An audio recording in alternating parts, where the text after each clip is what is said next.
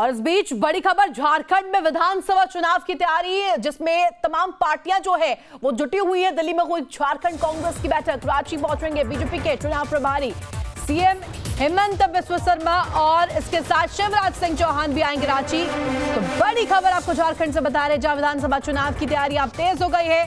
पार्टियां जो कि कमर कस चुकी हैं, तमाम जो हलचल यहां पर अब देखने को मिल रही है। हेमंत बिस्वा शर्मा पहुंचे और इसके साथ साथ देखिए बीजेपी के चुनाव प्रभारी भी यहां पर पहुंच रहे हैं।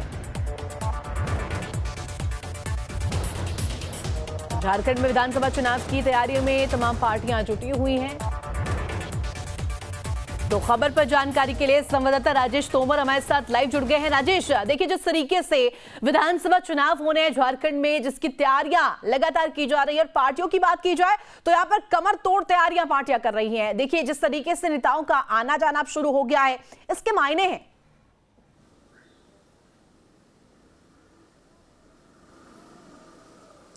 देखिए ऋतु, अगर झारखंड में आप लोकसभा चुनाव को देखें तो भाजपा को यहाँ पर चूंकि 12 सीटें थीं और उसमें से 2 सीट उनको गंवाना पड़ा, 2 से 3 सीट गंवाना पड़ा, तो ऐसे में उनको एक बड़ा नुकसान हुआ। और झारखंड भाजपा के लिए एक तरह से हेवन है, चूंकि यहाँ पर भाजपा की तमाम जो सीटें हैं, अगर आप सरकार के दृष्टिकोण से भी देखें तो भाजपा के डोमिनेंस वाली इस स्टेट में झारखंड का नाम शुमार है।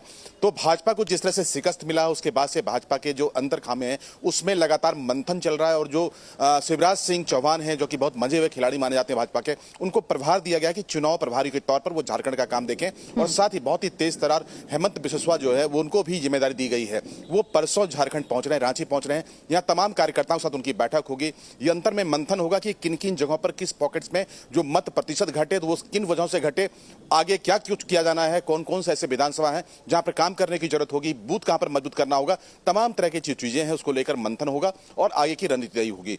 जहां तक कांग्रेस की बात है तो इस बार कांग्रेस ने हालांकि 7 सीट पर चुनाव लड़ी थी, लेकिन उनके स्ट्राइक रेट बहुत बेहतर नहीं थे। 7 में से 2 ही उनको सीटें मिली। बावजूद इसके अगर वोट प्रतिशत के हिसाब से देखें तो कांग्रेस को इस बार 3 लाख ज्यादा वोट मिले।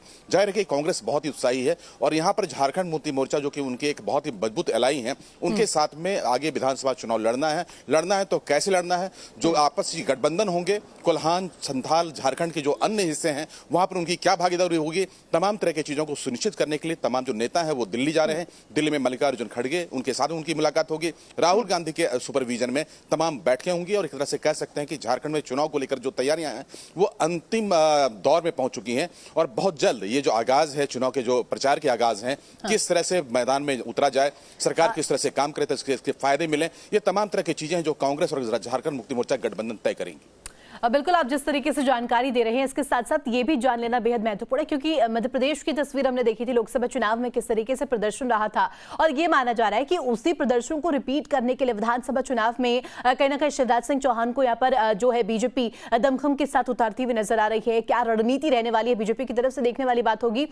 इस बीच दिल्ली में एक झारखंड कांग्रेस की बैठक भी हुई है, उस बैठक से क्या कुछ सार निकल कर आए, ये भी बताइएगा।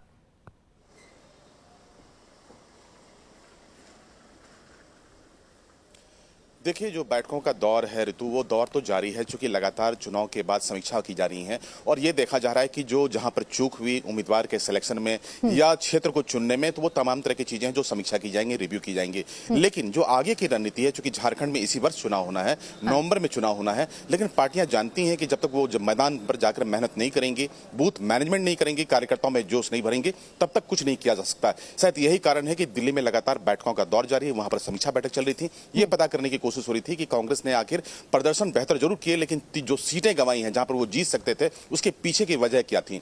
यही एक कह सकते हैं कि जमीनी हकीकत जानने का तरीका होता है जब वो चुनाव में आगे जाएंगे। विधानसभा चुनाव दोनों पार्टियों के लिए, चाहे भाजपा हो, कांग्रेस हो, बड़ी पार्टियां हैं, इनके लिए साख की लड़ाई होगी।